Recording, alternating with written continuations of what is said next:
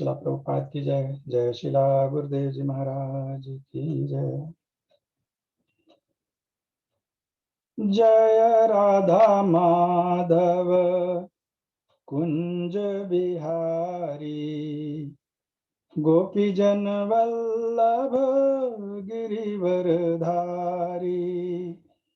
जय राधा माधव कुंज बिहारी, गोपी जन वल्लभ गिरिवरधारी।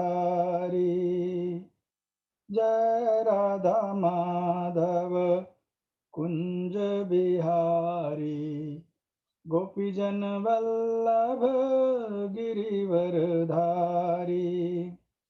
यशोदानंदन ब्रज जन रंजन, यशोदानंदन ब्रज जन रंजन। जय जमुना तीर वनचारी, यशोदानंदन ब्रज जन रंजन, यशोदानंदन ब्रज जन रंजन। जय जमुना तीर वनचारी। जय राधा माधव कुंज बिहारी, गोपी जन वल्लभ गिरिवरधारी। जय राधा माधव कुंज बिहारी, गोपी जन वल्लभ गिरिवरधारी। हरे कृष्णा कृष्णा कृष्णा हरे हरे, हरे राम राम राम हरे हरे। हरे कृष्णा कृष्णा कृष्णा हरे हरे, हरे राम राम राम हरे हरे। हरे कृष्णा कृष्णा कृष्णा हरे हरे, हरे राम राम हरे हरे। जय गौरनिताय गौरनिताय गौरनिताय, जय गौरनिताय। हरि बोल हरि बोल हरि बोल हरि बोल। निताय गौरांगा निताय गौरांगा, जय सचिनंदन गौर हरि। गोविंद जय जय गोपाल जय जय, राधा रमण हरि गोविंद जय। जय राधा श्याम सुंदर, राधा श्याम सुंदर राधे। जय राधा नील माधव, राधा नील माधव राधे। जगन्नाथ जय जगन्नाथ, जय बलदेव जय सुभद्रा। जय सीताराम लक्ष्मण भक्त हनुमान, सीताराम लक्ष्मण भक्त हनुमान। जय प्रभुपदा जय प्रभुपदा, प्रभुपदा जय प्रभुपदा।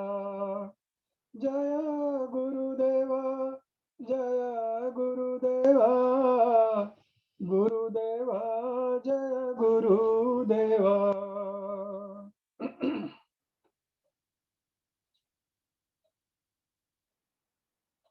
जय ओम विष्णुपद परमहंस परिव्राजकाचार्य स्तोत्र शत श्री श्रीमती डिवाइन ग्रेस महाविष्णु गोस्वामी महाराज की जय।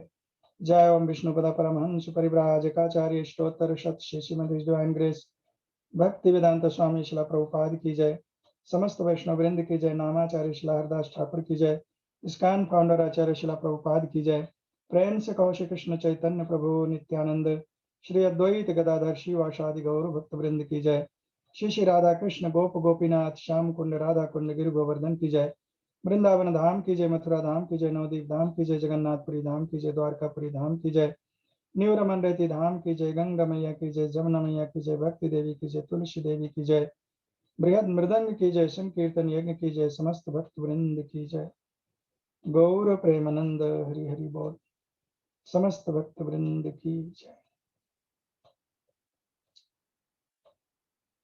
सबसे पहले हम परात्पर पर ब्रह्म परमेश्वर करुणा वरुणालय भक्त वांछा कल्पतरु निखिल ब्रह्मांड नायक परिद्युत पीतांबरधारी मुरली मनोहर भगवान श्री श्री राधा श्याम सुंदर के भगवान श्री श्री राधा नील माधव के कमलवत चरणों में अपना दंडवत प्रणाम अर्पण करते हुए परम करुणामयी जगत जननी वृषभानुनंदिनी श्रीमती राधिका रानी के कमलवत चरणों में अपना दंडवत प्रणाम अर्पण करते हुए कलयुग के महावादान्य अवतार करुणा वरुणालय भगवान श्री महाप्रभु चैतन्य देव तथा उनके समस्त पार्षद गणों के कमलवत चरणों में अपना दंडवत प्रणाम अर्पण करते हुए जगत गुरु शिला प्रभुपाद तथा परम पूजनीय गुरुदेव महाराज के कमलवत चरणों में अपना दंडवत प्रणाम अर्पण करते हुए आप समस्त भक्तों के कमलवत चरणों में दंडवत प्रणाम अर्पण करते हुए आज की कथा को प्रारंभ करने की आज्ञा चाहते हैं। हम सर्वदा श्रीमान वैष्णव सेवा प्रभु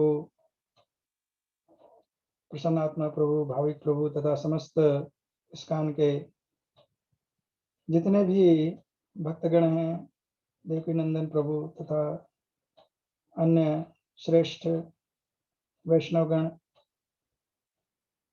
जो हम सबको श्रीमद् भागवत के माध्यम से ये सत्संग का सुअवसर प्रदान कर रहे हैं उनको कोटि कोटि सा धन्यवाद करते हैं।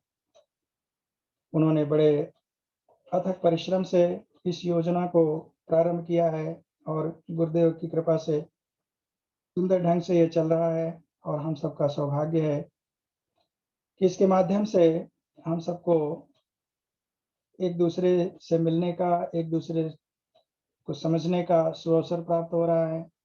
प्रतिदिन हम भगवान की कुछ न कुछ नवीनतम लीलाओं का श्रवण कर रहे हैं। इससे हमारी भक्ति पुष्टि हो रही है। यही वास्तव में हमारे जीवन का वास्तविक उद्देश्य होना चाहिए और इसके लिए निश्चित रूप से वैष्णव सेवा प्रभु साधुवाद के पात्र हैं। इस कथा को प्रारंभ करने के पहले गुरुजन वृंद के चरणारविंद की स्तुति करते हुए आगे चलते हैं। ओम अज्ञानतिमिरिन्दास्य ज्ञानाञ्जनशलाकया चक्षुरुन्मीलितमेन तस्मै श्रीगुरवे नमः। नमः ओम विष्णुपादाय कृष्णप्रेष्ठाय भूतले श्रीमते महाविष्णु गोस्वामिने इति नामिने। नमः ओम विष्णुपादाय कृष्णप्रेष्ठाय भूतले श्रीमते भक्ति वेदांत स्वामिने इति नामिने। श्री चैतन्य मनोभीष्टं स्थापितं येन भूतले स्वयं रूपः कदा मह्यं ददाति स्वपदान्तिकम्। वन्देऽहं श्रीगुरो श्रीयुत्पदकमलं श्रीगुरून् वैष्णवांश्च श्रीरूपं साग्रजातं सहगण रघुतानान्वितं तं सजीवं साद्वैतं सावधूतं परिजनसहितं श्रीकृष्ण चैतन्य देवं श्रीराधा कृष्ण पादान् सह गण ललिता श्री विशाखान्वितांश्च नमो महावदान्याय कृष्ण प्रेम प्रदायते कृष्णाय कृष्ण चैतन्य नाम्ने गौरसे नमः।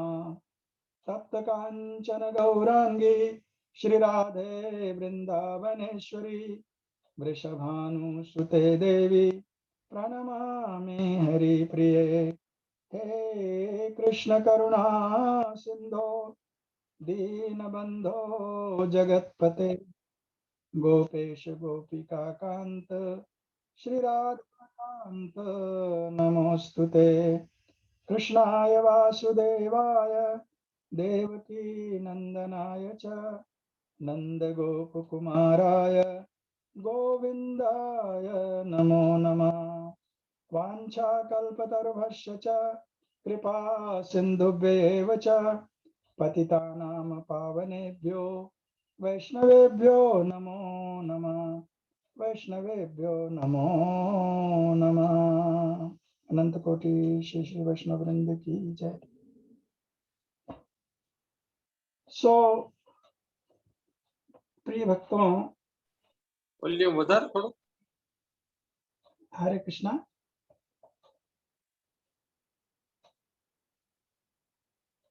तो मैं आज की कथा को प्रारंभ करता हूं और जैसा आपने इसके मुख्य पृष्ठ पे देखा होगा कि ये श्री दामोदर लीला का ही क्रम अभी आगे की ओर ले चलने का प्रयास कर रहा हूं और भगवान की कृपा और आप सबका आशीर्वाद रहा तो शायद आज इस लीला का अंतिम भाग कहने का प्रयास करूंगा। भगवान की लीला तो अनंत है और उनकी कोई भी लीला को कभी कोई समाप्त क्या करेगा और कहेगा क्या। फिर भी अपनी वाणी को पवित्र करने के लिए अपनी मति अनुसार, अपनी बुद्धि अनुसार उसको हर एक व्यक्ति को व्यक्त करने का सुअवसर मिलता है और मिलना भी चाहिए। हम लोगों ने पिछले सत्र में श्रवण किया, हम सब भगवान की मधुराति मधुर श्री दामोदर लीला का आस्वादन पिछले कई सत्र से कर रहे हैं, जिसको सुखदेव गोस्वामी महाराज ने श्रीमद् भागवत के 10वें स्कंद के 9वें और 10वें स्कंद अध्याय में वर्णित किया है। तो हम लोग 10वें स्कंद में चल रहे थे, जहां पर भगवान ऊखल से बंधे हुए हैं और उस लीला के क्रम में उन्होंने यमलार्जुन दो वृक्ष जो थे, जो कुबेर के जो दो पुत्र थे, नलकुबर और मणिग्रीव, उनका उद्धार किया है। उद्धार करने के बाद अब वो जो दोनों देवता अपने वास्तविक दिव्य रूप में भगवान के सामने प्रकट हुए हैं, भगवान की स्तुति कर रहे हैं। तो हम लोगों ने यहाँ तक श्रवण किया था पिछले सत्र में कि वृक्ष गिर चुका है, देवता प्रकट हो चुके हैं और वो भगवान के उस अद्भुत स्वरूप को, बाल स्वरूप को, जो कि ऊखल में बंधा हुआ है, उस छोटे से नन्हे से स्वरूप को देख करके बहुत ही आश्चर्यचकित थे।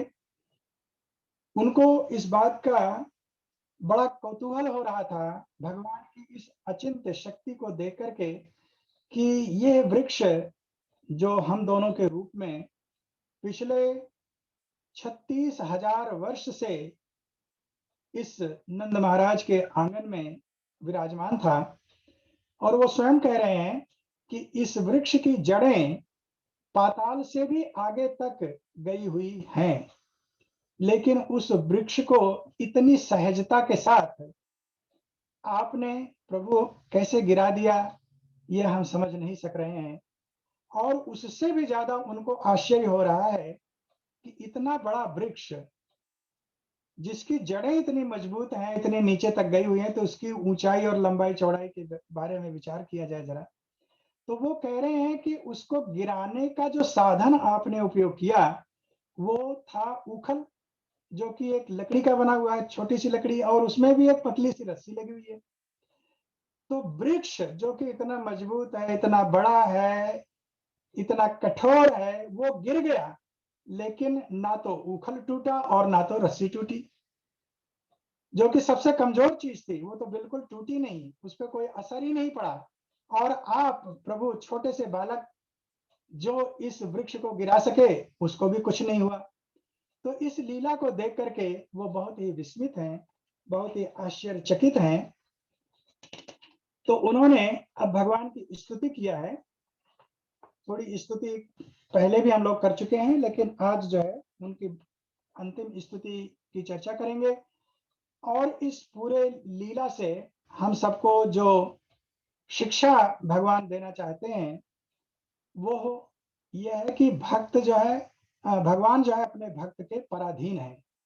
सदा सर्वदा अपने भक्त की पराधीनता वे स्वीकार करते हैं, और उनकी करुणा कृपा यदि किसी के ऊपर पूर्ण रूपेण वर्षित होती है तो वो उनके भक्त के माध्यम से होती है।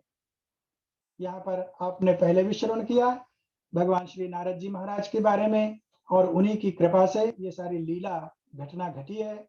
सूत्रधार नारद जी हैं।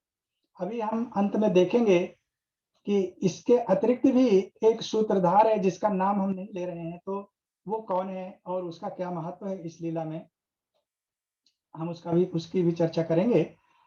लेकिन भगवान के भक्त की महिमा का यहाँ पर पूर्ण रूप से वर्णन किया गया है। अभी भगवान स्वयं अपने मुख से भक्ति की महिमा का वर्णन करेंगे। इसके पहले भी कर चुके हैं इस अध्याय में, लेकिन अभी फिर से जब इस लीला का समापन होने वाला है, फिर भगवान भक्त की महिमा का वर्णन स्वयं अपने श्रीमुख से करेंगे। तो आइए हम इस स्तुति का पहले श्रवण करते हैं जो इन दोनों दिव्य देवताओं ने भगवान के प्रति अर्पित किया। तो ये श्रीमद् भागवत के 10वें स्कंद के 36वें श्लोक से हम आज आगे बढ़ते हैं। तो 36, 37 और 38 की व्याख्या पहले करते हैं। श्रील सुखदेव गोस्वामी महाराज इन दोनों देवताओं के मुखारविंद से कहलवा रहे हैं, नमः परम कल्याण, नमः परम मंगल, वासुदेवाय शांताय यदूनाम पते नमः। अनुजानीह नौ भूमन तव अनुचर किंकरौ, दर्शनम नौ भगवत ऋषे आसीत अनुग्रहात्। वाणी गुण अनुकथने श्रवणौ कथायां, हस्तौ च करमसु मना तव पादयोः नः। स्मृत्यां शिरा तव निवास जगत प्रणामे, दृष्टि सतां दर्शने अस्तु भवत तनूनाम। तो अब मैं इसकी आपको थोड़ी सी व्याख्या अर्थ के साथ करके सुनाता हूँ। और ये शिला प्रभुपाद जी के माध्यम से और शिला जीव गोस्वामी प्रभुपाद के माध्यम से हमने ये जो कुछ भी लिखा हुआ है आपको सुनाते हैं। तो ये दोनों देवता कह रहे हैं, भगवान के सामने हाथ जोड़ करके करबद्ध खड़े हैं, उनको बड़े ही कौतूहल और विस्मय से देख रहे हैं और कह रहे हैं कि हे प्रभु परम कल्याण में, हे मंगलमय रूप, हे परमोत्तम शुभ तुहि सादर नमन अनूप।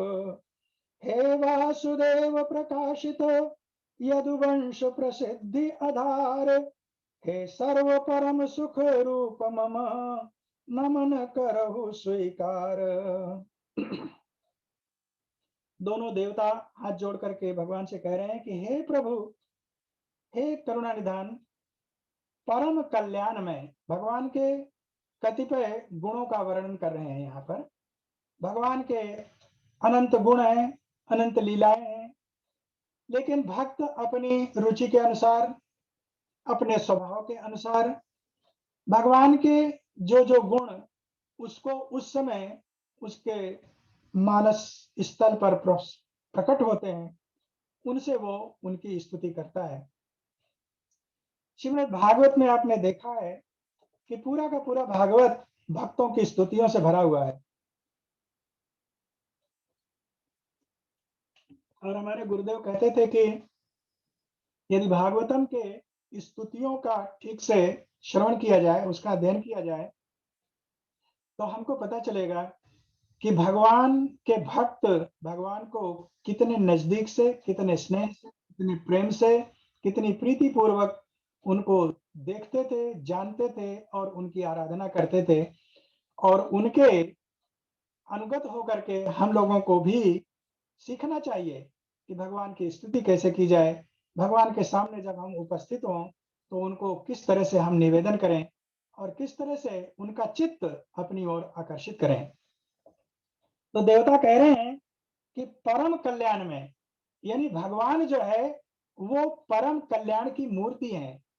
कल्याण ही है भगवान, साक्षात नक्श से सिख लेकर तक लेकर के वो कल्याण है, कल्याणमय है। जो कल्याणमय होगा वही तो किसी का कल्याण कर सकता है, जिसके पास कुछ है ही नहीं वो करेगा क्या। फिर आगे कह रहे हैं, हे मंगलमय रूप, आप मंगल के स्वरूप हैं, मंगल मूर्ति हैं। परमोत्तमम शुभई, और जो कुछ भी संसार में शुभ हो सकता है, जिसको शुभ माना जा सकता है, उसके आप परमोत्तम है, चरम सीमा है। मतलब आपसे ज्यादा शुभ प्रदान करने वाला इस संसार में कोई दूसरा व्यक्ति नहीं हो सकता है। ऐसे शुभ, परमोत्तम शुभ प्रदान करने वाले हे भगवान श्री कृष्ण, हम आपको सादर नमस्कार करते हैं। फिर कह रहे हैं, हे वासुदेव, हे प्रभु, आप वसुदेव के पुत्र के रूप में प्रकट हुए हैं। देखिए इन देवताओं को पता है तो नंद महाराज के आंगन में, और पिछले 36,000 वर्ष से यहाँ पर विराजमान है, लेकिन उनको अब दिव्य ज्ञान प्राप्त हो चुका है। जिनको भगवान का दर्शन प्राप्त हो गया, भगवान की करुणा प्राप्त हो गई, भगवान उनके सामने सन्मुख विराजमान है, तो उसको कोई भी ज्ञान अधूरा कैसे रह जाएगा। उनको पता है कि वास्तविक स्थिति भगवान श्री कृष्ण की क्या है। तो कह रहे हैं, हे वासुदेव, आपने यदुवंश की प्रसिद्धि के लिए, इस यदुवंश के प्रसिद्धि के आधार आप हैं, और इसके प्रसिद्धि को प्रकाश रूप में, जैसे सूर्य अपने प्रकाश से समस्त ब्रह्मांड को प्रकाशित करता है, उसी तरह से आपने इस यदुवंश में अवतार लेकर के इस यदुवंश की कीर्ति पताका को, कीर्ति ज्योति यानी ज्योति को समस्त संसार में प्रकाशित किया है। तो उनको पता है कि ये यदुवंश में है, यद्यपि इस समय ये नंद वंश में है। सर्व परम सुख रूप मम नमन करहु स्वीकार। आगे कह रहे हैं, सर्व परम सुख। देखिए कितने कितने विशेषण यूज कर रहे हैं, प्रयोग में ले आ रहे हैं। सर्व यानी परम सुख तो कह ही रहे हैं, साथ में सर्व भी लगा रहे हैं। आप परम, परम सुख का मतलब ही हो गया कि अब उसके आगे कोई सीमा नहीं है। फिर भी शायद कोई गुंजाइश रह जाए, तो कह रहे हैं कि आप जो भी इस संसार में, इस ब्रह्मांड में किसी को सुख मिलने की स्थिति हो सकती है, उसके आप प्रदाता हैं, परम सुख देने वाले हैं, यानी जीवों का आत्यांतिक कल्याण करने वाले हैं। आप उनको अपना धाम प्रदान करने वाले हैं, जहां पर कि व्यक्ति को जन्म मृत्यु जरा व्याधि नामक सांसारिक कलह से, दोष से मुक्ति प्राप्त हो जाएगी और वो परमानंद स्थिति में अवस्थित रहेगा। अब ये दोनों देवता देख रहे हैं कि मैं इतनी देर से स्तुति कर रहा हूं, लेकिन भगवान ना तो कुछ बोल रहे हैं, ना कुछ डोल रहे हैं, ना मुस्कुरा रहे हैं, ना हंस रहे हैं, कुछ नहीं, चुपचाप खड़े हुए हैं। तो देखिए ये अब इसके पहले हमको ध्यान रखना है कि श्राप मिलने के पूर्व तक इनकी स्थिति क्या थी। ये बिल्कुल निकृष्ट स्थिति में थे, गिरे हुए पतित अवस्था में थे, लेकिन अब इनकी बुद्धि का शुद्धिकरण हो चुका है। तो अब ये विचार कर रहे हैं कि मैं इतनी देर से भगवान की स्तुति कर रहा हूँ, लेकिन लग रहा है कि मैं डायरेक्ट स्तुति कर रहा हूँ, सीधी सीधी स्तुति कर रहा हूँ, तो इसका शायद प्रभाव भगवान के ऊपर नहीं पड़ रहा है। तो अब वो अपने गुरुजन का आश्रय लेते हैं, भक्त का आश्रय लेते हैं, यानी भक्त के माध्यम से अब भगवान की स्तुति करने जा रहे हैं। भगवान को याद दिलाना चाहते हैं कि प्रभु, आपसे मेरा एक संबंध है। और कौन सा संबंध है, अब उसको आगे बता रहे हैं, कह रहे हैं कि हे विश्व रूप हम आप कहूं, अनुचर शिव कहूं दास, अतः आप कहूं हेतु हैं हम दो दासानुदास। कह रहे हैं कि हे प्रभु, भले आप मुझे ना पहचान रहे हो, लेकिन मैं आपको परिचय देता हूं कि मैं आपके अनुचर, आपके सेवक भगवान शिव, मैं उनका सेवक हूं, मैं उनका दास हूं।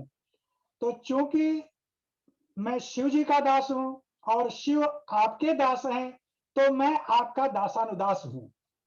तो ये आपसे संबंध है प्रभु, ये मत सोचिए कि मैं कोई पराया हूं।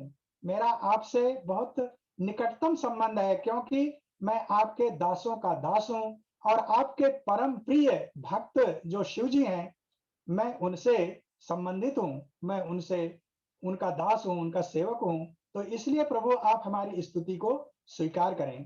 तो देखिए, दासानुदास की भावना हम लोग पिछले 1 साल से श्रीमद् भागवत का श्रवण प्रतिदिन कर रहे हैं, और ये बात बार बार आती है।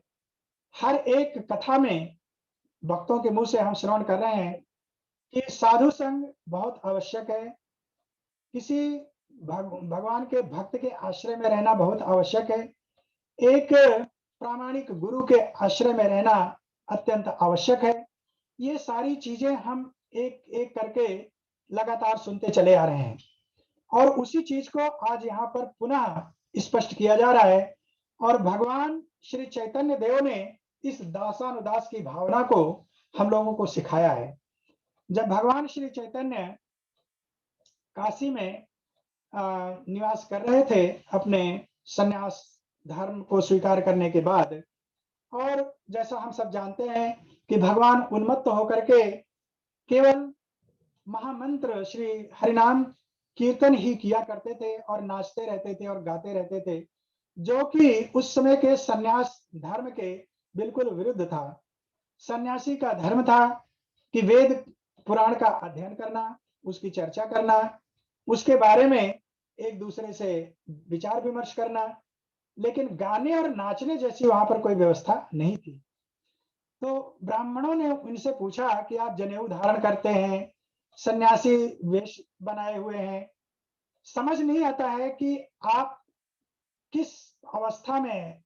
आप वास्तव में जनेऊ धारण धारी ब्राह्मण हैं या क्षत्रिय हैं या वैश्य हैं, आपका क्या परिचय है, आप अपना परिचय दीजिए। तो भगवान ने वहां पर परिचय दिया था, ना हम विप्रो न च नरपतिर, नापि वैश्यो न शूद्रो, ना हम वर्णी न च गृहपतिर, ना स्थिर वन स्थिर, ना वन स्थिर, नो वन स्थितो यतिर्वा, किंतु प्रोद्यान अखिला परमानंद पूर्ण वृताब्धेर, गोपी भरतु पद कमल योर दास दासानुदास। भगवान कह रहे हैं, भगवान अपना परिचय दे रहे हैं कि हे ब्राह्मणों, हे महाशयगण, ना तो मैं ब्राह्मण हूं, ना तो मैं क्षत्रिय हूं, ना तो मैं वैश्य हूं, ना तो मैं शूद्र हूं, और ना मैं किसी वर्णाश्रम से ही संबंधित हूं। मैं कोई ब्रह्मचारी नहीं हूं, मैं कोई गृहस्थ नहीं हूं, मैं कोई वानप्रस्थ नहीं हूं, मैं कोई सन्यासी नहीं हूं।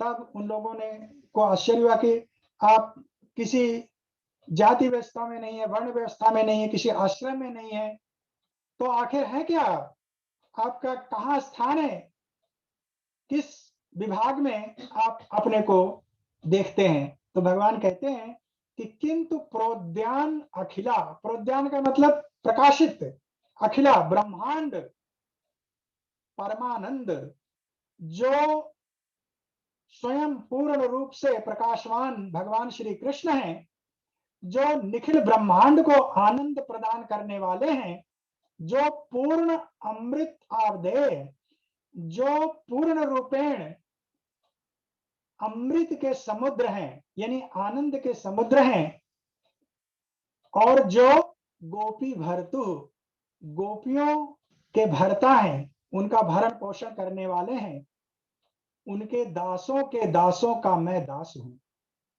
ये परिचय भगवान दे रहे हैं कि मैं भगवान के जो भक्त हैं, उनके भक्तों के भक्तों का मैं एक छोटा सा सेवक हूं। मेरा यही परिचय है, इसके अतिरिक्त मेरा कोई परिचय नहीं है। कितनी विनम्रता है भगवान में, और इस विनम्रता को वो हम सबको वितरित कर रहे हैं। मुक्त हस्त से उन्होंने वितरित किया। उन्होंने सिखाया कि जब तक तृणादपि सुनी चैन की भावना हमारे हृदय में नहीं आएगी, तब तक हम भगवान के प्रेम को प्राप्त नहीं कर सकते हैं। वास्तव में भक्ति के मार्ग पर चलने का वो पहला पहला कदम है, पहली सीढ़ी है कि हम अपने अंदर विनम्र भावना का प्रादुर्भाव करें। यदि हमारे हृदय में विनम्रता का प्राकट्य नहीं होगा, तो हम भक्ति मार्ग पर आगे नहीं बढ़ पाएंगे। भक्ति मार्ग पर बढ़ने के लिए विनम्रता की आवश्यकता है, और विनम्रता आती है अपने गुरुजनों के, श्रेष्ठ जनों के, वैष्णव जनों के अनुगत होकर के, उनके शरणागत होकर के, उनकी दासानुदासता को स्वीकार करके भगवान की भक्ति में लगना। तो यहाँ पर ये दोनों कुबेर पुत्र अपना परिचय दे रहे हैं कि प्रभु, मैं आपके परम प्रिय भक्त भगवान शिव का दास हूं, और चूंकि शिव जी आपके दास हैं, तो इसलिए मैं दासानुदास हूं, और इस संबंध से, इस नाते से मेरा आपसे एक संबंध बन रहा है। तो प्रभु, आप हमारी ओर ध्यान दें, हमारे ऊपर कृपा करें। आगे कहते हैं, हे प्रभु तव चरणन प्रभुताई, स्थावर सो चेतन पाई। कह रहे हैं कि प्रभु, आपके इन कमलवत चरणों की कृपा से, इसकी प्रभुता के माध्यम से हम स्थावर, जो वृक्ष रूप में यहाँ पर उपस्थित है, उनको चेतनता प्राप्त हुई। यानी हम मनुष्य शरीर को पुनः, देव शरीर को पुनः प्राप्त कर चुके। दूसरा भाव यहाँ पर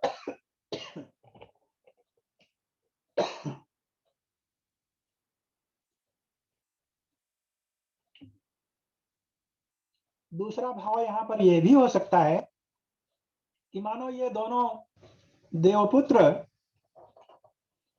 भगवान के रामावतार की लीला का स्मरण कर रहे हैं कि प्रभु, हम आपके इन चरणों के प्रताप को जानते हैं, जिसके रज मात्र के पड़ने से पत्थर अहिल्या के रूप में परिवर्तित हो गई। उस नारी का, जिसको श्रापवश पत्थर होने का श्राप मिला था, वो आपके चरणों के प्रताप से पुनः अपने वास्तविक स्वरूप को प्राप्त कर सकी है।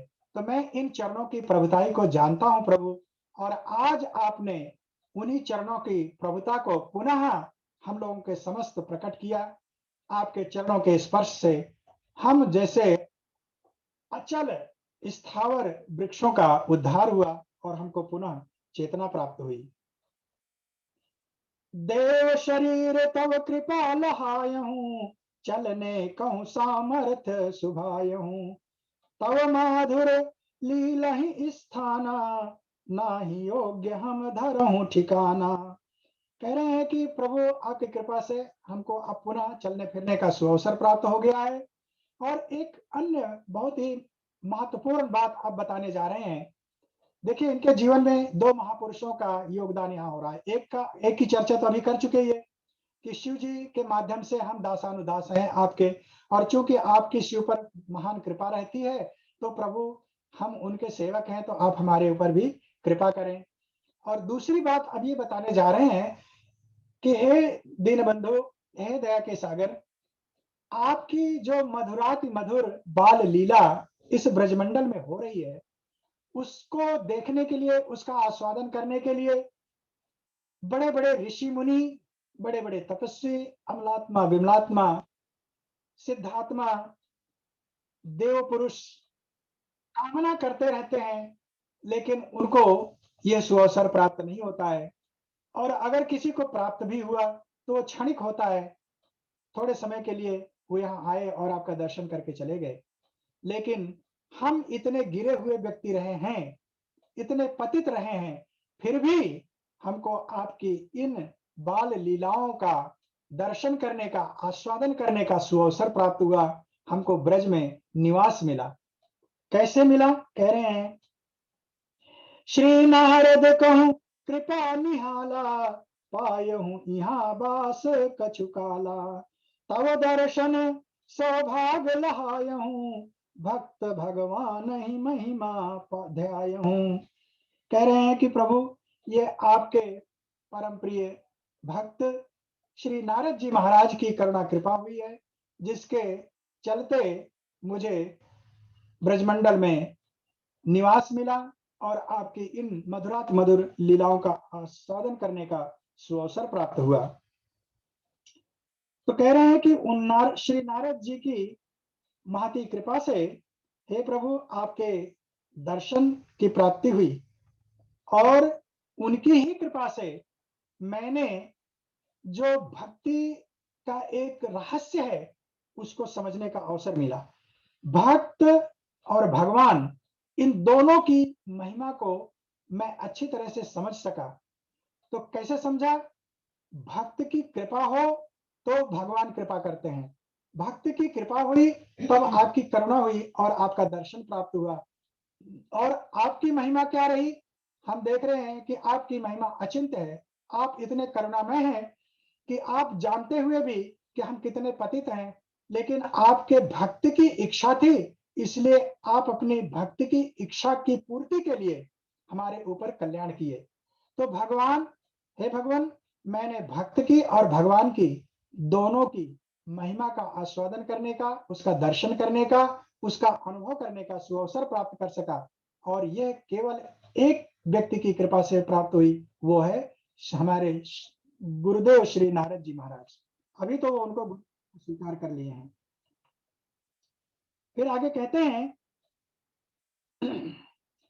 श्री नारद कहथी करुणाई, जानहु तव अवतार सुहाई, जब लगी वैष्णव कृपा न आनी, भौतिक बोध मुक्ति नहीं पानी।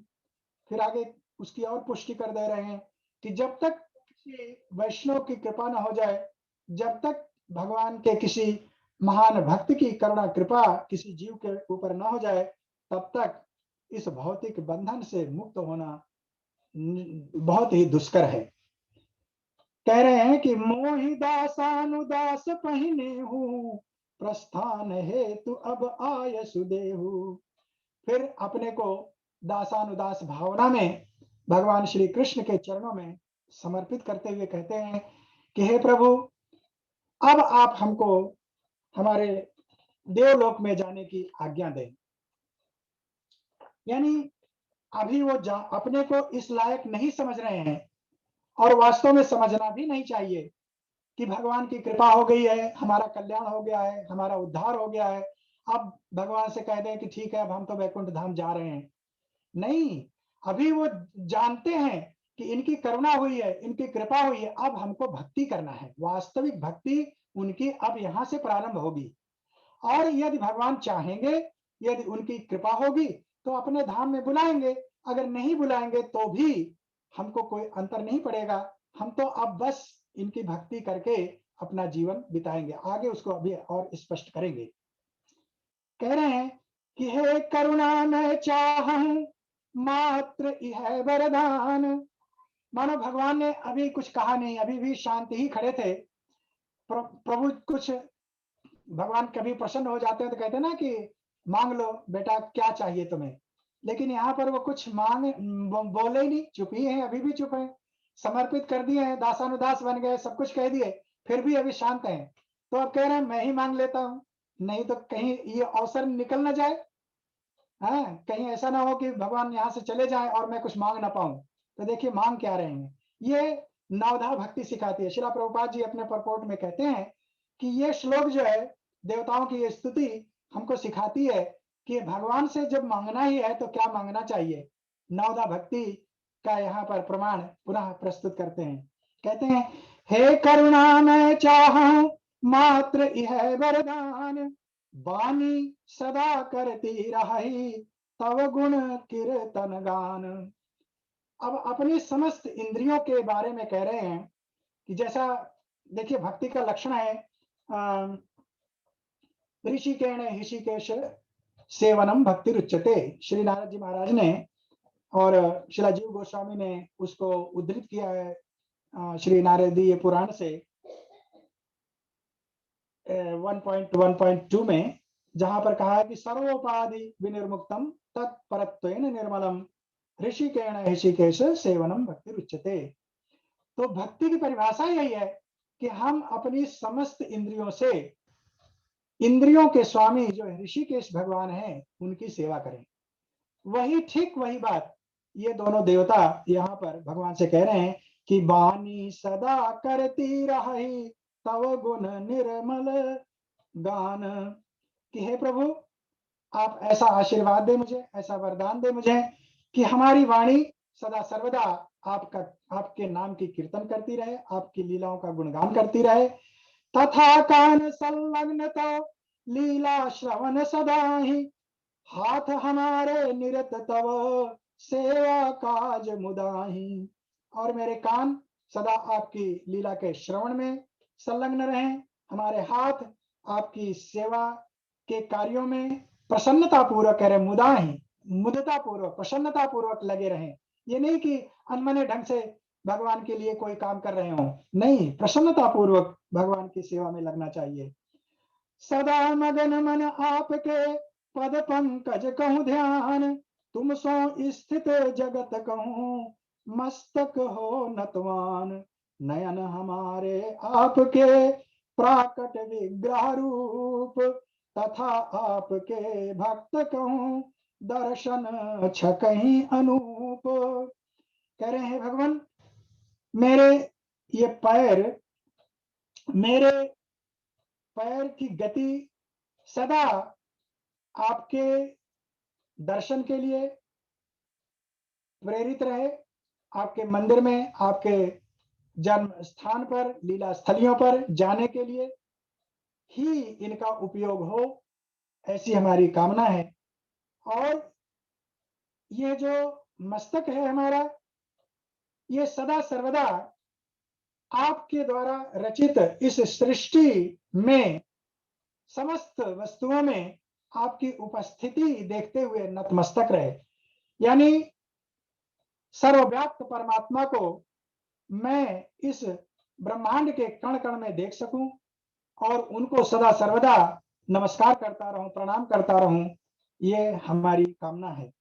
फिर कह रहे हैं कि जो हमारे नयन है वो आपके प्राकट्य स्वरूप का दर्शन करते रहें। तो देखिए प्राकट्य स्वरूप तो भगवान का इस समय ब्रज में इन देवताओं के सामने जो उपस्थित है वही है, लेकिन क्या भगवान सदा सर्वदा इनके सामने ही प्रकट रहेंगे? ऐसा तो संभव नहीं है ना। तो किस प्राकट स्वरूप की ये चर्चा कर रहे हैं? भगवान का जो अर्चा विग्रह रूप है वो प्राकट स्वरूप है भगवान का।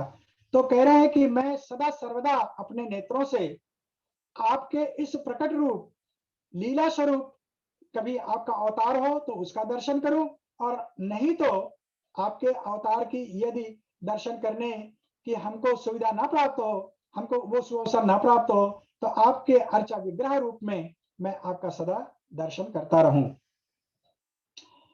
और आगे एक अच्छी बात और कह रहे हैं कि हमारे ये नेत्र जो हैं आपके अर्चा विग्रह का तो दर्शन करें ही करें, लेकिन आपके भक्तों का छक करके मैं दर्शन करता रहूं। छक करके मतलब बिल्कुल डूब करके, निमग्न होकर के हृदय से आपके भक्तों का दर्शन मुझे प्राप्त होता रहे।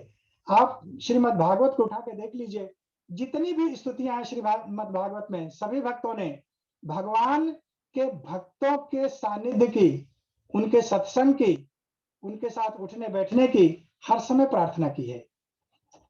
तो इस तरह से देवता लोग अपनी स्तुति को समाप्त करते हैं। अब शिला सुखदेव गोस्वामी आगे की कथा को बढ़ाते हुए कहते हैं कि इत्थं संकीर्तिताभ्याम भगवान गोकुलेश्वरः दाम्ना च उलूखने बद्धा प्रहसन आह गुह्यकौ। अब शिला सुखदेव गोस्वामी कहते हैं कि परम विलक्षण कृष्ण की लीला कहूं विस्तार, गोकुलेश्वर बंधना अहि मात ही बंधन प्यार, नलकूबर मणिग्रीव जब स्तुति की निसमाप्त, रसरी सो उखल बंधे बोले हरि मुस्कात। अब जो है भगवान बोलने वाले हैं।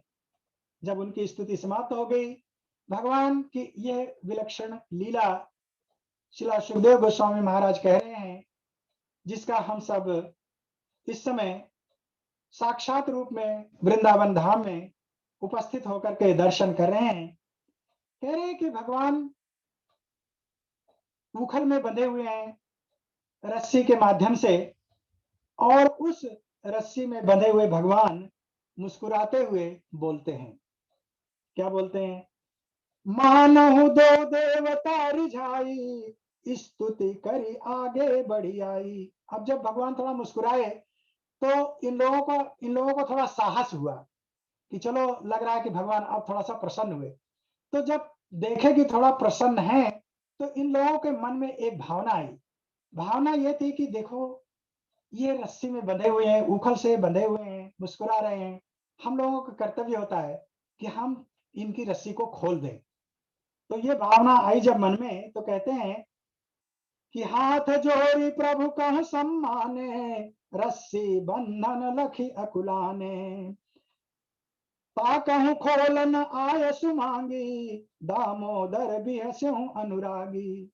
तब उन दोनों देवताओं ने भगवान को बंधी हुई स्थिति में देख करके उन्होंने विचार किया कि इस रस्सी के बंधन को खोलना चाहिए। लेकिन खोलने के पहले उन्होंने भगवान से आज्ञा मांगी कि प्रभु, यदि आप स्वीकृति दें तो मैं आपकी इस रस्सी को खोल दूं।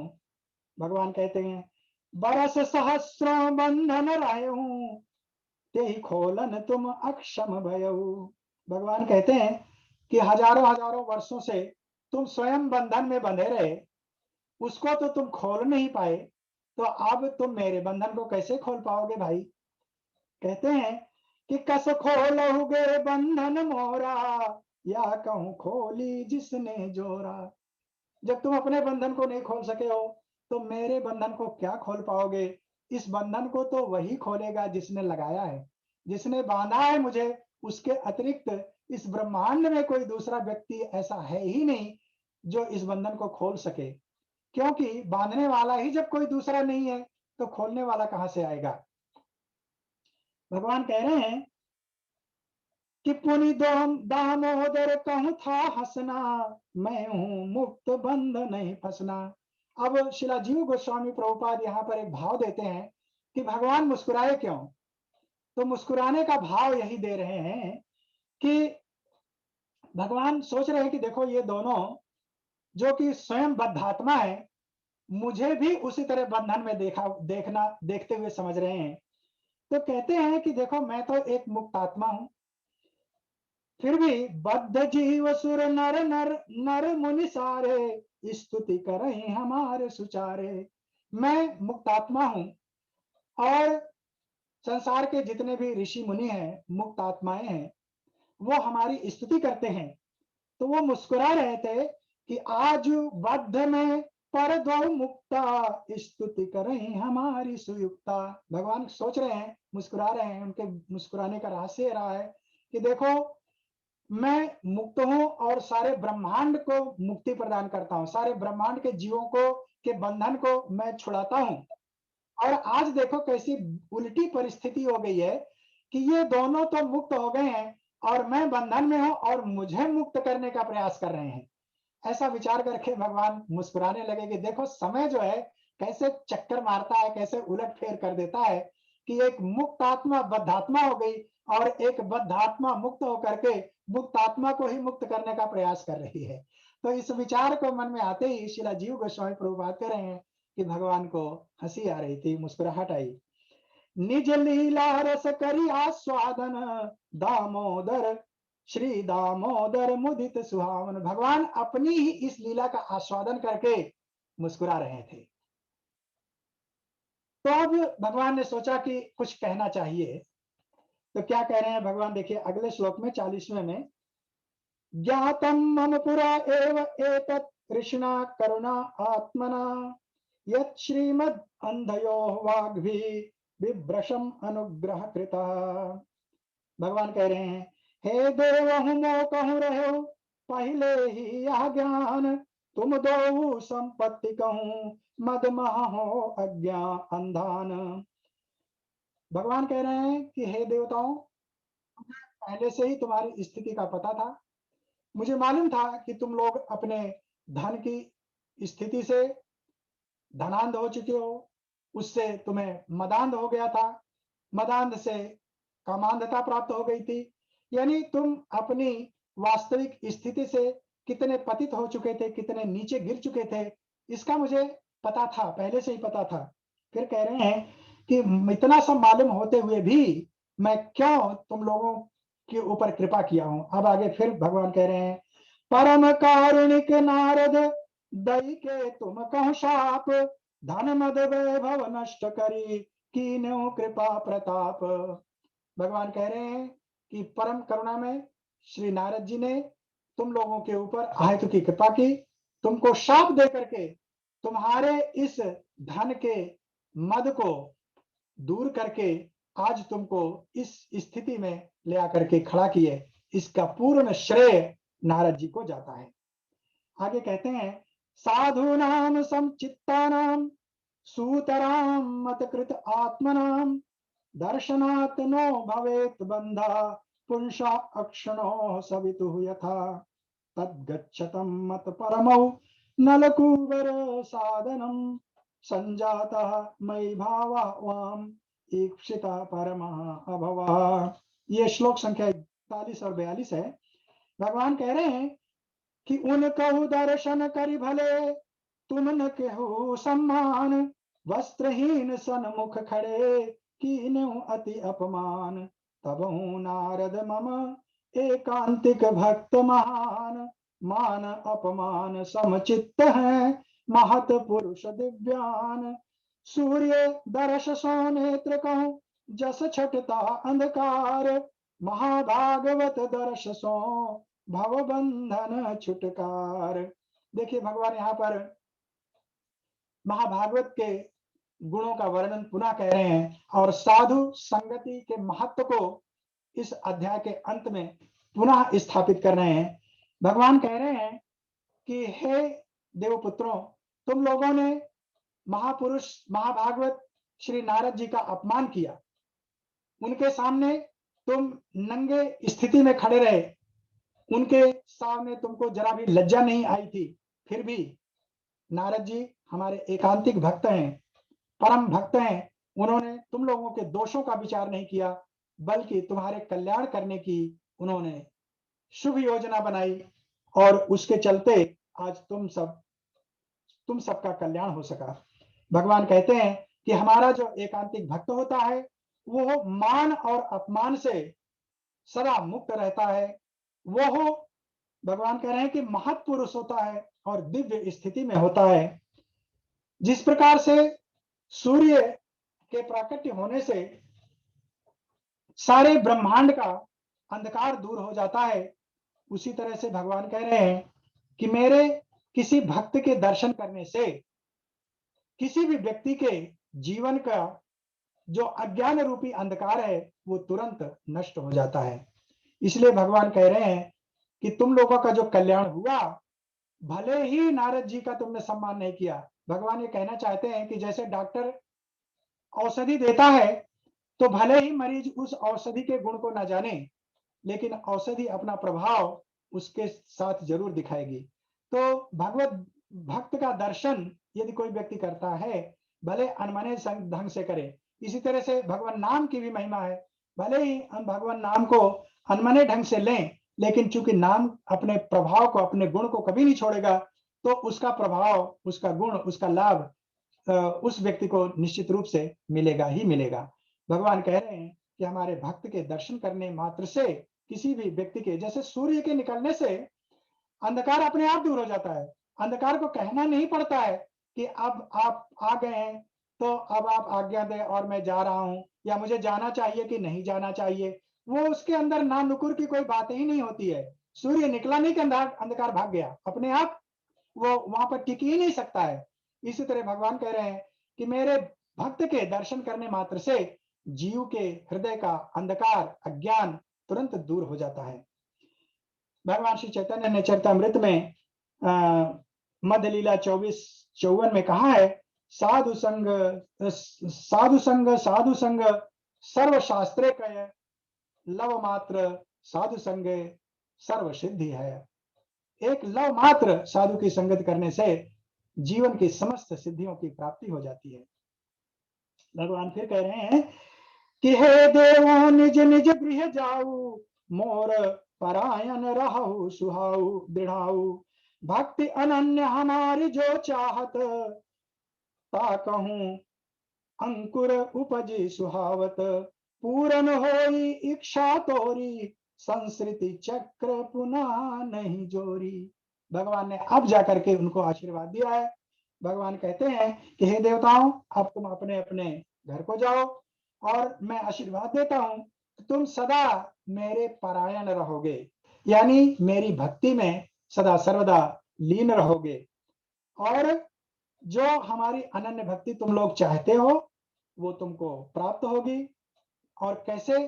क्योंकि भक्ति का बीज अंकुर वो आज तुम्हारे हृदय में उग चुका है। भगवान ने ये नहीं कहा कि तुम भक्ति को प्राप्त कर चुके हो, भगवान ने ये कहा कि भक्ति का बीज अब तुम्हारे हृदय में प्रस्फुटित हो चुका है, अंकुरित हो चुका है। तो निश्चित रूप से मैं आशीर्वाद देता हूं कि ये एक दिन बड़ा होगा, लता जो है ये बड़ी होगी, इसमें फल फूल लगेंगे और उसका परिणाम क्या होगा? पूरन इच्छा होई तोरी, संस्कृति चक्र पुनः नहीं जोरी। और जब तुम्हारी भक्ति पूर्ण हो जाएगी तब इस संस्कृति यानी आवागमन के चक्र से तुमको सदा सर्वदा के लिए मुक्ति मिल जाएगी, मेरा धाम प्राप्त हो जाएगा। यह है भगवान श्री दामोदर जी की कृपा। श्री सुखदेव गोस्वामी आगे कहते हैं कि इत उक्तौ तौ परिक्रम्य प्रणम्य च पुनः पुनः, बद्ध उखु उलूखलम आमंत्र्य जगमतु दिशम उत्तराम। इस तरह से दोनों देवपुत्र भगवान की परिक्रमा करते हैं और परिक्रमा करने के बाद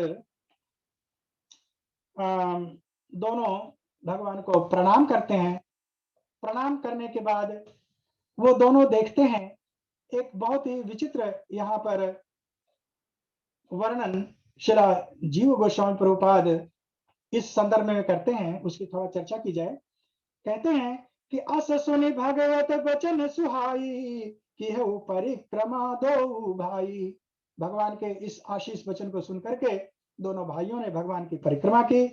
उखल बंधे सर्वेश्वर न्यारहूं, कि है प्रणाम तिन बारंबार हूं। और उखल में बंधे हुए सर्वेश्वर परम न्यारे यानी अद्वितीय भगवान को बार बार नतमस्तक होकर के उनके चरणों में गिर करके दंडवत प्रणाम किया।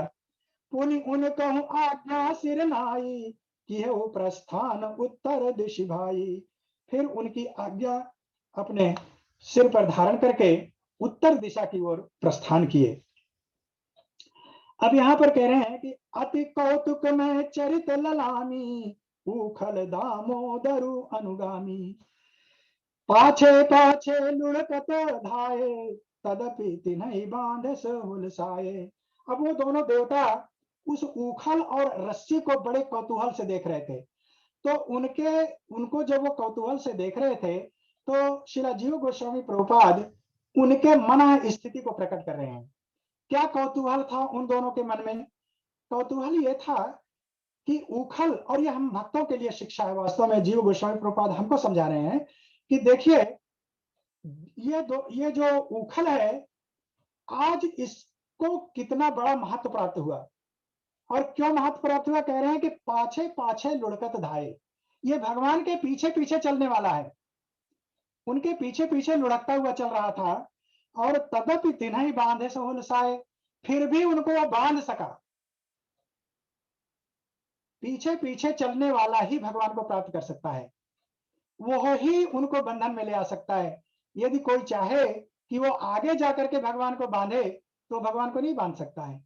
लेकिन उखल भगवान का अनुगत था, उनका अनुयायी था, उनका अनुसरण करने वाला था, उनके पीछे पीछे चलने वाला था।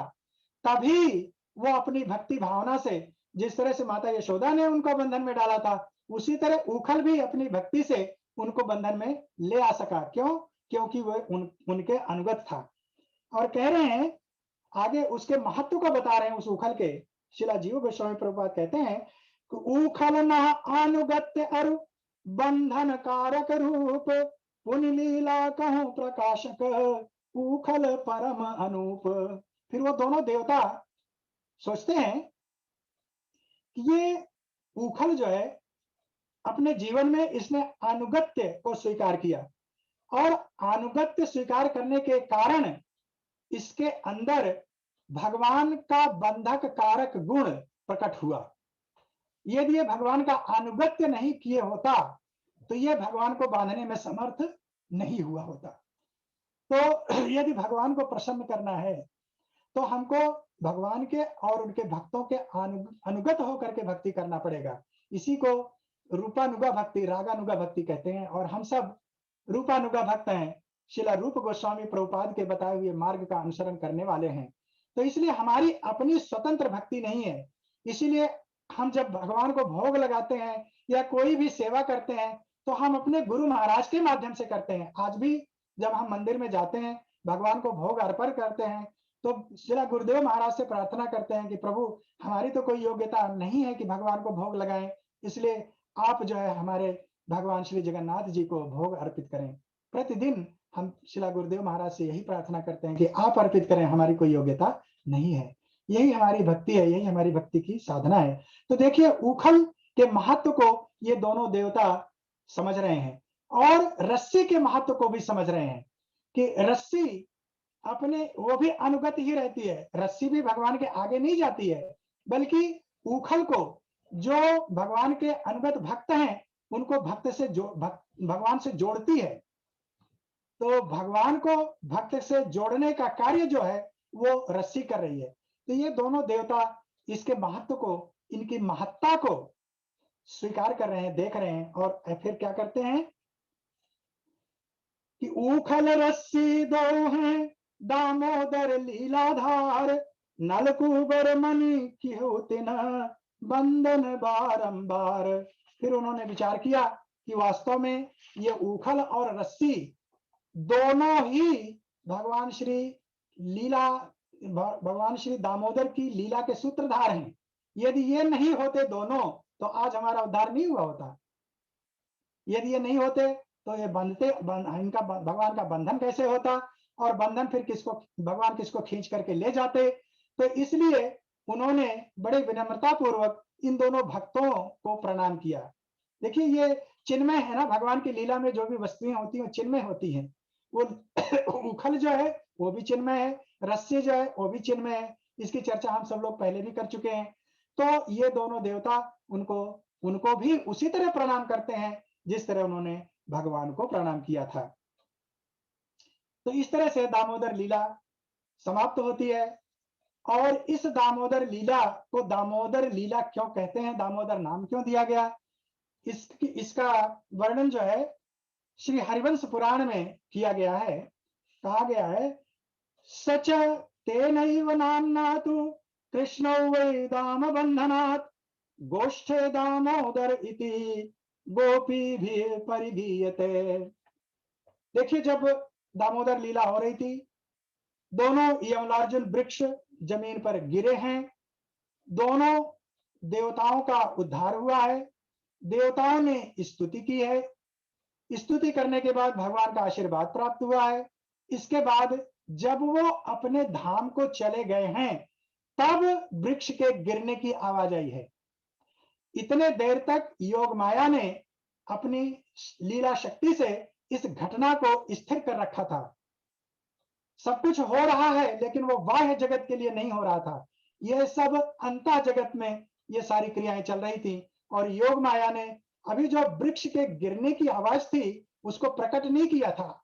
अब जब वो देवता चले गए हैं तब अब उसके गिरने की आवाज आती है। तो जब इसका दामोदर लीला में जो दामोदर है उसका हरिवंश पुराण में इसकी चर्चा की गई है, जहां पर गोपियां इस लीला को जब देखती हैं तो उदर में बंधे हुए रस्सी के माध्यम से इनका नाम दामोदर रखती हैं, और इस लीला को, इस दामोदर लीला को गीतबद्ध करके वो नित्य प्रतिदिन गायन करती रहती हैं। तो इस तरह से हम सब ने देखा कि भगवान की ये मधुराति मधुर दामोदर लीला हम भक्तों को ये प्रेरणा देने के लिए है कि हमको कभी भी किसी साधु पुरुष का, किसी भक्त का अनादर नहीं करना चाहिए और सदा सर्वदा उनके अनुगत्य रहना चाहिए। हमको सांसारिक वैभव का, धन का मद नहीं होना चाहिए, अन्यथा हम अपनी पतित अवस्था को निश्चित रूप से प्राप्त हो जाएंगे। और भगवान के भक्तों के अनुगत्य रह करके हमको भगवान की भक्ति, भगवान की सेवा विनम्रता पूर्वक, विनम्र भाव से तृणादपि सुनिचेन की कामना रखते हुए, केवल कामना नहीं, केवल कहते ही हम विनम्र हो गए हैं, अलग है, अलग है।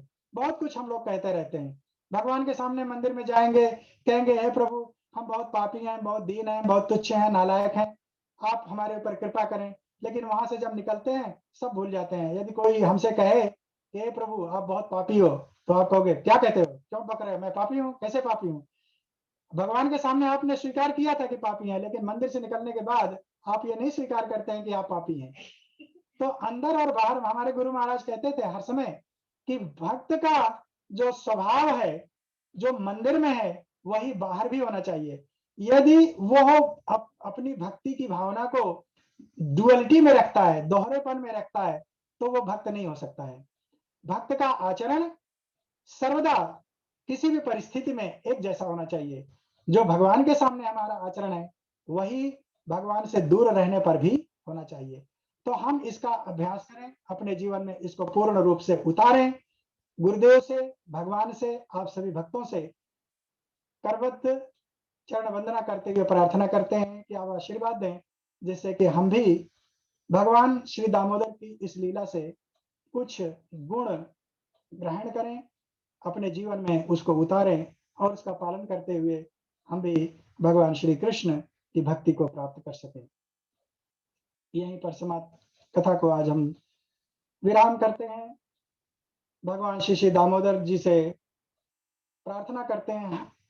और हाँ, एक चीज कहना भूल गए थे ना, कि जो बताना चाहते थे कि इसमें एक और महत्वपूर्ण कार्य किया गया है, जिसकी चर्चा हम शायद ये नहीं समझते हैं। हम ये देखते हैं कि दामोदर लीला में यमलार्जुन का, नलकुबेर और मणिग्रीव का उद्धार करने के हेतु हैं नारद जी महाराज। उन्होंने श्राप दिया और उसको फलीभूत किया कृष्ण भगवान ने, इन दोनों को जानते हैं। लेकिन वास्तव में इनके उद्धार की मूल कारण है यशोदा महारानी। यदि यशोदा महारानी ने इनको बंधन में नहीं डाला होता, कृष्ण को उखल में नहीं बांधा होता, तो ये सारी क्रिया होती ही नहीं। नारद जी अपना कितना भी श्राप और आशीर्वाद दे दिए होते, जब तक भगवान का बंधन नहीं स्वीकृत हुआ था, तब तक ये लीला आगे बढ़ती नहीं। तो वास्तव में सबसे बड़ी करुणा कृपा इस लीला में जिसने किया है, जिसकी चर्चा नहीं होती है, वो है श्रीमती यशोदा महारानी। मैया यशोदा ने जब भगवान को बंधन में बांधा है, तभी तो इनको पता चला, तभी तो इनको एहसास हुआ कि बंधन का दुख क्या होता है। तभी तो उनको नजर आया कि ओहो, थोड़ी देर के बंधन में आने से हमको इतना कष्ट हुआ, और मेरे सामने 36,000 वर्ष से ये दोनों देवता जो बंधन में, ये बेचारे कितने कष्ट में होंगे। तब उन्होंने उनके उद्धार की योजना बनाई।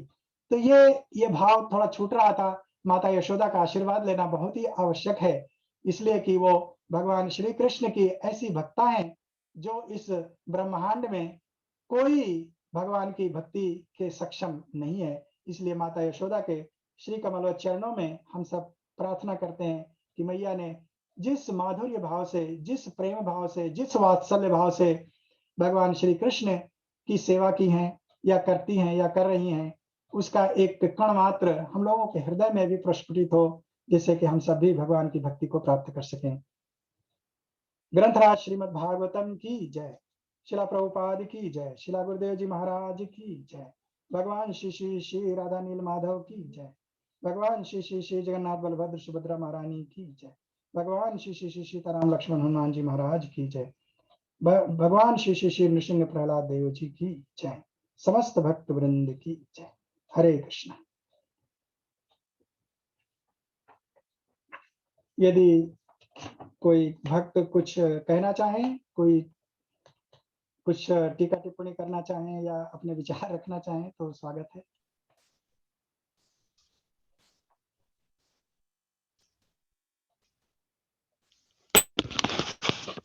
हरे कृष्ण हरे प्रभु कृष्णा। जी। हरे कृष्ण प्रभु जी। मैं आपसे 2-3 सवाल करना चाहूँगा। अरे तो एक सवाल था प्रभु जी कि अ, आपने जो वर्णन किया है उसमें बहुत सारी चीज़ ऐसी हैं जो कि भागवतम में नहीं है, तो आपने कहाँ से आपने ये किया है? जीव वो गोस्वामी पहला प्रभुपाद सवाल। की बात है। जी? जीव गोस्वामी प्रभुपाद। ओह! अच्छा, अच्छा। हम्म, तो ये हमने तो कुछ जगहों से इकट्ठा की है। जीव गोस्वामी प्रभुपाद, हम जब ये किताब हम लिख रहे हैं ना, जो ट्रांसलेशन कर रहे हैं, तो उसमें जी, तीन तीन चीजों का समावेश है, शिला प्रभुपाद जी का, शिला जीव गोस्वामी प्रभुपाद का, और शिला अम, अम, अम, अ, विश्वनाथ चक्रवर्ती महाराज का। अच्छा, अच्छा। तो आपको शायद भागवत में ना मिले तो यहाँ मिल जाएगा। अच्छा, अच्छा। तो उनकी अलग अलग भागवतम है? हुँ, हाँ, जैसे गोपाल चंपू है, शिला जीव गोस्वामी प्रभुपाद का, और इन सब लोगों ने टीकाएं की है ना भागवत पे। जी, तो जी। उन टीकाओं के माध्यम से हमने लिखने का प्रयास किया है। आशा है जी, कि जी। आप सबको कुछ न कुछ मिलेगा। नहीं, नहीं बहुत। तो ये इंग्लिश में है प्रभु ये सारी किताबें? इंग्लिश में है। शिला जी। विश्वनाथ चक्रवर्ती महाराज की टीका इंग्लिश में है, और संस्कृत अच्छा। में आपको, तो संस्कृत तो हम पढ़ नहीं पाते हैं, हमको तो ज्ञान ही जी, नहीं जी। संस्कृत का। लेकिन ये आचार्यों की कृपा से जब हमको कहीं इंग्लिश में या संस्कृत में मिल जाता है, और सारी हिंदी में मिल जाता है, तो फिर हम वहाँ से ले लेते हैं। जी। दूसरा सवाल ये है प्रभु कि हम ये नल कुबेर की कहानी से हम सीखते हैं कि उनसे जाने अनजाने में कुछ गलती हो गई थी। इतने महान भक्त के सेवक होते हुए भी उन्होंने गलती कर दी थी, और हम तो बहुत ही गिरे हुए हैं और हमसे कई गलतियां होते रहती हैं। और तो उसका निवारण कैसे हो? मतलब हम हमें उतनी करुणा नहीं है कि हम दूसरों की गलती, और आपने जैसे कहा ना कि अगर कोई सामने से कह दे कि तुम बहुत बेकार आदमी हो, तो हम सह नहीं पाएंगे उस समय, क्योंकि भगवान के सामने तो हम माफ हम अपने को बहुत पतित गाना भी गाते हैं कि मो सामा पतिता प्रभु नाही, वो तो गाते हैं। लेकिन हम वैसे हैं नहीं, मतलब कि केवल वो भगवान के सामने ही रहता है। तो कैसे हो पाएगा प्रभु? मतलब हम कैसे अपने अंदर करुणा करें, और अपने जो जाने अनजाने में गलती हो जाती है वो करुणा नहीं होने के कारण, तो कैसे उसका निवारण करें? ताकि मतलब आपसे भी, आपके चरणों में भी प्रार्थना है कि आप हमारे लिए प्रार्थना करें ताकि इस तरह से गलती ना हो। प्रभु, प्रार्थना तो हम एक दूसरे के लिए करते ही हैं, करना ही चाहिए। और मुख्य बात यह है प्रभु इसमें अभ्यास की। देखिए, ज्ञान हम सब लोगों को हो चुका है, हम सब जान रहे हैं, भागवत को कितने दिनों से सुन रहे हैं, समझ रहे हैं, राइट? और रोज हम अपने गुरु भाइयों के माध्यम से, और ऐसे प्रभुपाद जी के माध्यम से, गुरुदेव के माध्यम से भागवत कथा का श्रवण कर रहे हैं, और रोज रोज ये बात आ रही है, रोज रोज हम इस प्रश्न को सुन रहे हैं, समझ रहे हैं। तो हमको क्या करना है? हमको ये करना है, अभ्यास करना है। ठीक है, हम मानते हैं कि हम उस स्थिति में नहीं है, हम पतित स्थिति में हैं, लेकिन हमारे मन में एक उत्कंठा होनी चाहिए, एक जिज्ञासा होनी चाहिए कि हम इससे निकलेंगे, हमको इससे निकलना है, हमको इससे बाहर आना है। तो हम कैसे आएंगे बाहर? अभ्यास करेंगे। जैसे हम माला जप करते बैठते हैं, तो अक्सर ये देखा जाता है ना कि उसी समय दुनियादारी याद आती है, बाकी और किसी समय कुछ नहीं याद आएगा। हम टीवी पे सिनेमा देख रहे होते हैं, सारा संसार उस समय विस्मृत रहता है, केवल हमारा पूरा ध्यान रहता है उन चरित्रों में, बिल्कुल आंख गड़ा के देखते हैं कि वहां क्या हो रहा है। लेकिन जैसे ही हम माला लेके बैठते हैं, भगवान का स्वरूप ध्यान नहीं आएगा, दुनिया की तमाम चीजें ध्यान आ जाएंगी। तो हम वहां अभ्यास करते हैं, मन को समझाते हैं कि अरे दुष्ट, थोड़ी देर के लिए तो मुझे क्षमा कर दे, थोड़ी देर के लिए तो मुझे माफ कर दे। मैंने इस पे एक भजन लिखा हुआ था बहुत पहले, कभी समय आएगा तो सुनाऊंगा। तो उस पे मन को समझाना है, मन को बोलना है कि भैया बहुत हो गया, मैंने बड़ी तेरी सेवा कर ली, अब थोड़ी देर के लिए तू मुझे माफ कर दे, मुझे क्षमा कर दे, मेरे भगवान के सामने मुझे बैठने दे, उनका नाम जप कर लेने दे। मुझे मन से प्रार्थना करनी चाहिए, उसी तरह प्रार्थना करनी चाहिए जिस तरह हम भगवान से प्रार्थना करते हैं। मन से प्रार्थना करनी चाहिए, क्योंकि मन भी भगवान की ही एक इंद्रिय है ना, भगवान की एक शक्ति है जो हमको प्रदान की गई है। तो यदि हम उसके शरणागत हो जाएं, ये इसलिए उसके शरणागत नहीं होना है कि अब तुम जो मन में आए वो हमसे करवाओ, नहीं, उसके शरणगत होना विनम्रता भाव से कि प्रभु आपने अब तक मुझे बहुत भटकाया है, अब मुझे मत भटकाओ। अब लग नसानी अब ना नसइयों, तुलसीदास जी का एक बहुत सुंदर भजन है, अब वो पूरा मुझे याद नहीं है, लेकिन उसकी पहली लाइन है, अब लग नसानी अब ना नसइयों। भगवान से वो प्रार्थना करते हैं और अपने मन से कहते हैं कि अब तक बहुत मैं विनाश को प्राप्त हो लिया हूं, बहुत सांसारिक भोगों में अपने को भ्रमित कर चुका हूं, अब ना नसइयों, लेकिन आज के बाद से मैं अब इस मार्ग पे नहीं चलूंगा, अब मैं अपने को विनाश से बचाऊंगा। तो हमको ये हमारे मन में संकल्प आना चाहिए कि आज के बाद से मैं अपने को इस विनाश से बचाऊंगा। संकल्प करूंगा कि भगवान के मन में भगवान के प्रति स्नेह उत्पन्न करूंगा, भक्ति उत्पन्न करूंगा, मन को समझाऊंगा कि वो बाह्य वस्तुओं से हट करके भगवान पे आए। देखिए, जैसे अर्जुन जी ने कहा भगवान से जब कि ये मन बड़ा चंचल है प्रभु, हवा को रोका जा सकता है लेकिन मन को नहीं रोका जा सकता है, तो कैसे करें? तो भगवान एक साधारण सा सरल उपाय बताया था, अभ्यास। और हमारे संतों ने भी कहा ना कि करत करत अभ्यास के जड़मत होत सुजान, रसरी आवत जात है सिल पर करत निशान। देखिए, पत्थर जो है ना, पत्थर कितना कठोर होता है, उसको यदि आप चाकू से काटना चाहें तो नहीं काट सकते हैं, लेकिन एक पतला सा धागा लेकर के आप उसको बार बार उस पर रगड़ते रहिए तो उस पर चिन्ह बन जाता है। तो अभ्यास करना है। कोई मूर्ख व्यक्ति यदि बार बार अभ्यास करे, देखिए संसार में तरह तरह के व्यक्ति होते हैं, कोई किताब को एक बार पढ़ लेता है उसको पूरा याद हो जाता है, और कोई 10 बार पढ़ता है घुसता ही नहीं है। उनमें से मैं हूं, 10 बार पढ़ता हूं समझ में नहीं आता है, तो लेकिन पढ़ते रहो कुछ तो आएगा ना। तो मेरी भी वही स्थिति है, रगड़ते रहो, एक दिन चिन्ह बनेगा। तो अभ्यास करना है प्रभु, और कोई दूसरा रास्ता नहीं है। हम ज्ञान हमको हो चुका है, हम जान चुके हैं, भागवत के माध्यम से, भगवत गीता के माध्यम से, भक्तों के माध्यम से, गुरुजनों के माध्यम से हमको पता है कि क्या करना है जी, कैसे करना है, ये भी पता है, लेकिन करते रहना है, इस पे ध्यान देना है, अभ्यास करना है। हरि हरि बोल प्रभु, थैंक यू, बहुत धन्यवाद।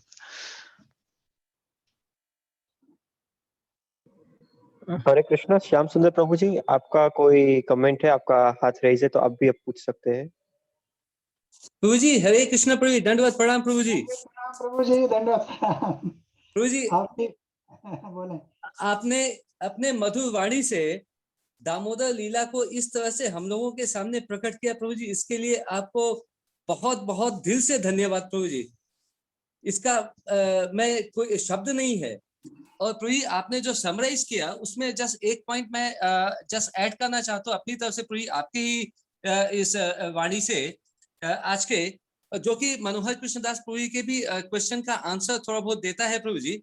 जैसे आपने बोला कि प्रभु जी जो कुबेर पुत्र का जब भगवान ने उद्धार कर दिया, उद्धार करने के बाद में वे लोग वहां पे वेट कर रहे थे भगवान से आज्ञा लेने के लिए। हम लोगों की विकट स्थिति सिर्फ इसी वजह से है कि जैसे हम लोग सभी तो दिक्कत में है, हम लोग सभी तो प्रॉब्लम में है, और इस प्रॉब्लम से जैसे ही निकलते हैं हम लोग सोचते हैं कि हमने अपनी एफर्ट से प्रॉब्लम से हम लोग निकल गए हैं, और इसकी वजह से आजकल क्या होता है, तो पार्टी देना है, एंजॉय करना है, उस समय हम तो भगवान को भूल जाते हैं। यहाँ पे प्री इस आपके इस वर्णन से एक चीज जो समझ के आए प्री, जब ये कुबेर पुत्र को ये अहम की भावना थी कि हम लोग जो है कुबेर पुत्र है, उनको पनिशमेंट मिला नारद जी के थ्रू, और जो कि भगवान ने उनको उद्धार किया। लेकिन उद्धार करने के बाद में जब उनको ये रियलाइजेशन हुआ कि हम लोग जो है कुछ भी नहीं है, सब कुछ भगवान के हाथ में है, भगवान ही सब करता धरता है, तो उस समय वो लोग भगवान के आज्ञा के लिए वेट कर रहे थे, न कि हो गया इतने 38,000 सालों से हम लोग खड़े, चलो भाई अब थोड़ा सा एंजॉय करते हैं अपने देवलोक में। ऐसा उन्होंने नहीं किया, वो लोग वेट कर रहे थे। तो प्रभु बहुत ही अच्छा प्रभु जी, बहुत ही सुंदर, अति सुंदर प्रभु जी। थैंक यू प्रभु जी, दंडवत प्रणाम, बहुत बहुत धन्यवाद आपको। बिल्कुल निश्चित रूप से आप जो कह रहे हैं वही सत्य है और उसी का हम सबको अनुसरण भी करना चाहिए, पालन भी करना चाहिए। ये गुरुदेव महाराज की करुणा कृपा है हम सब के ऊपर कि हम सब श्रीमद् भागवत के माध्यम से जुड़े हुए हैं और गुरुदेव का तो प्राण ही है भागवत और हम लोग उनके बताए हुए मार्ग का अनुसरण करते हुए यदि एक बिंदु भी अपने हृदय में धारण कर सकें तो हम लोगों का कल्याण निश्चित रूप से हो जाएगा।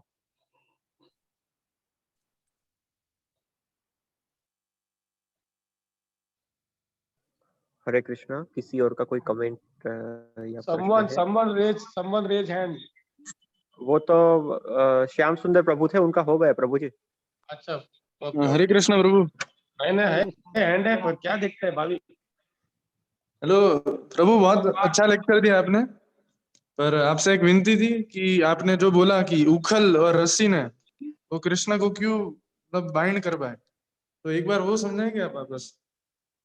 हाँ, तो इसलिए वो उनको बंधन में ले आ सके कि वो भगवान के अनुगत्य होकर के चल रहे थे, उनके पीछे पीछे होकर के चल रहे थे, यानी कि भगवान के बताए हुए मार्ग का अनुसरण कर रहे थे, यानी कि भक्ति का अनुसरण कर रहे थे। तो भक्ति के कारण पीछे चलने के कारण, पीछे चलने का मतलब अनुगत्य का मतलब कि जो मार्ग भगवान सुनिश्चित कर रहे हैं उस मार्ग का पालन करना। भगवान ने भक्ति करने का जो मार्ग बताया, जैसे भगवान श्री चैतन्य ने हम लोगों को भगवान नाम संकीर्तन का मार्ग बताया, तो इसका अनुगत्य करना, इसके पीछे पीछे चलना, इसका पालन करना, यदि हम इसका दृढ़ता पूर्वक पालन करते हैं तो हमको भगवान की भक्ति प्राप्त होती है। तो इसी तरह से उखल भगवान के पीछे पीछे चल रहा था और रस्सी भगवान को और उखल को दोनों को एक साथ जोड़ने में सहायता कर रही थी और वो भी पीछे रह करके ही। तो ये दोनों अपने भक्ति के कारण, अपने भक्ति की भावना से भगवान को अपने बस में कर सके, उनको बांध सके, उनको बंधन में ले आ सके। नहीं तो जो भगवान सर्वव्यापी है, सर्वव्याप्त है, जिसका विस्तार सारे ब्रह्मांड में है, जिसका ना आदि है ना अनंत है, उसको रस्सी में कैसे बांधा जा सकता है? तो माता यशोदा ने उनको रस्सी में बांधा अपने वात्सल्य प्रेम से, और उसी वात्सल्य प्रेम की दूसरी शाखा ये अनुगत्य रूप में भक्ति थी, इन दोनों उखल की और रस्सी की, जिसके कारण वो भगवान को अपने वश में कर सके, उनको बंधन में ले आ सके। ऐसा जीव गोस्वामी ने अनुभव किया और ऐसा इन दोनों देवताओं ने अनुभव किया अंत में। तभी तो उन लोगों ने उखल को और रस्सी को भी जाने के पहले प्रणाम किया कि इन दोनों की जो आहित की कृपा हुई है हमारे ऊपर, इनके माध्यम से ही हमारा कल्याण हुआ है। बहुत बहुत थैंक यू प्रभु। हरे कृष्ण। हरे कृष्ण प्रभु। हरे कृष्ण प्रभु जी। हरे कृष्ण। क्या कौन से शब्द में वर्णन करूं? जैसे श्याम सुंदर ने कहा कि बहुत सुंदर आप लीलाओं को प्रस्तुत करते हैं, भगवान की लीलाओं को, और उसमें सभी आचार्यों की टीका का आधार देते हैं एकदम अधिकृत। उससे वो एकदम क्या बोलते जोड़ पक्का हो जाता है, नहीं वो सीमेंट का जोड़ होता है, वैसा आपका जोड़ है। सभी शब्दों, आपकी शुद्धता, आपकी वाणी की मधुरता, शास्त्रों के शब्द और लीलाओं का वर्णन, उनका सबका आप सुंदर कॉम्बिनेशन करते हैं।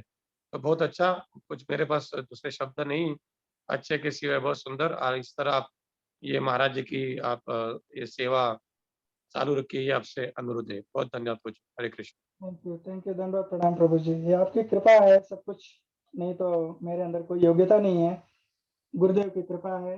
वो जो कुछ कहलवा देते हैं हम कह रहे हैं, बस उन्हीं का आशीर्वाद है। मेरा अपना कोई इसमें योगदान नहीं है। मैं तो महामूर्ख हूँ, मुझे तो कुछ पढ़ना लिखना भी नहीं आता है वास्तव में। नहीं, आपकी नम्रता है आपकी। धन्यवाद प्रभु जी। हरे कृष्ण। हरे कृष्ण। हरे भाभी कृष्णा। हरे कृष्णा। तो अब महाविष्णु गोस्वामी महाराज की दिव्य समाधि के दर्शन करते हुए हम ये लेक्चर की पूर्णाहुति की तरफ आगे बढ़ते हैं। तो मैं इस्कॉन मंदिर राजकोट के प्रमुख श्री वैष्णव सेवा प्रभु जी की तरफ से सर्वेश्वर प्रभु जी का खूब खूब धन्यवाद करना चाहता हूँ, जिन्होंने दामोदर लीला इस पूरी सीरीज में हमें, जो दामोदर लीला के बारे में हमको जो पता नहीं था, वो कहते हैं ना कि पर्दे के पीछे की जो पूरी की पूरी कहानी होती है, जो इतने सारे जीव गोस्वामी और विश्वनाथ चक्रवर्ती ठाकुर महाराज की जो टिप्पणी है उन सब का रेफरेंस लेके इतना सुंदर लेक्चर दिया। प्रभु जी से फिर से नेक्स्ट सेशन में वापस मुलाकात होगी। तब तक के लिए सबको हरे कृष्ण। वाञ्छा कल्पतरुभ्यश्च कृपा सिन्धुभ्यो च पतितानां पावनेभ्यो वैष्णवेभ्यो नमो नमः। श्रील गुरुदेव जी महाराज की